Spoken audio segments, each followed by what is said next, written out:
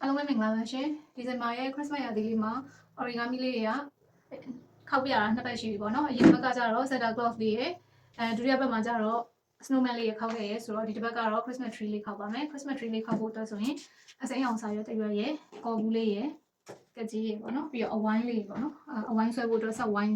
လေးလိုမယ်ပေါ့နော်ဒါမှမဟုတ်လည်းလိုမျိုးဘူးလေးနဲ့ဝိုင်းနေလို့ရတယ်ပေါ့နော်အများတော့အစိမ်းရင်မရှိလို့ဒီလိုအစိမ်းဖြော်လေးနဲ့ဖြစ်နေပါတယ်အစိမ်းရင်လေးရှင်လို့ပို့အစိမ်းပြေပေါ့နော်အရင်ဆုံးဒီစာရွက်လေးကိုအဝိုင်းလေးအဝိုင်းအကြီး၄ဝိုင်းနဲ့အဝိုင်းသေးလေး2ဝိုင်းထည့်ထားပါမယ်ထည့်ထားပြီးသွားပြီဆိုလို့ရှိရင်တော့အဝိုင်းလေးကိုဒီလိုမျိုး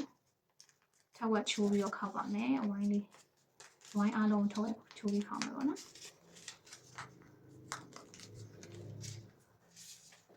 လိုလေးထပ်ဝက်ချိုးပြီးခောက်ပါမယ်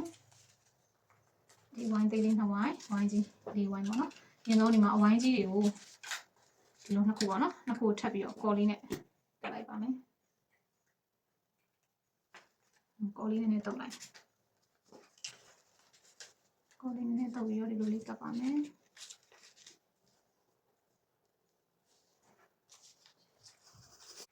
ပြီးတော့ရင်ဒီမှာဒီဝိုင်းကြီး2ဝိုင်းကိုပေါ့နော်ဒီလိုပုံလေးကော်ကတ်မှာပါဒီတော့ဒီမှာကော်လေးတုပ်ပါမယ်ကော်လေးတုပ်ပြီးတော့ဒီလိုလေးဝိုင်းလေးကပ်ပါမယ်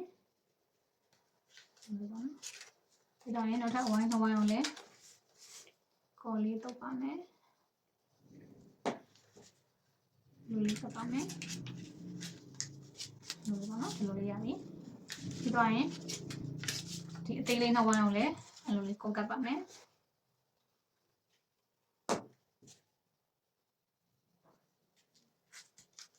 အဲ့ဒီလိုလေးပေါ့နော် tree ပုံစံလေး3ခုရပါပြီပြီးရင်ဒီ3ခုကို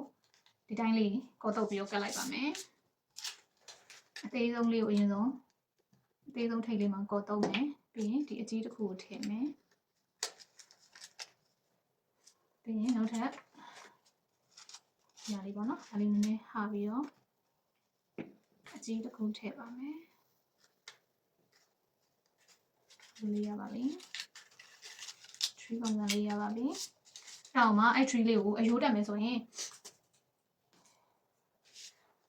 ရေခဲချောင်းတုပ်ပေါ့နော်ဒီလိုရေခဲချောင်းတုပ်လေးသုံးကျင်လည်းရတယ်ဒါမှမဟုတ်ဒီမှာတော့ရေခဲချောင်းတုပ်လေးမရှိလို့ဒီလိုကတ်ထူလေးပေါ့နော်ကတ်ထူလေးနဲ့အယိုးတက်ပါမယ်ဒီအယိုးလေးကိုဒီအပင်ရဲ့အောက်မှာအစိမ်းအောင်မှာကော်လေးတုပ်ပြီးတော့ဒီလိုလေးကတ်လိုက်ပါမယ်โอเค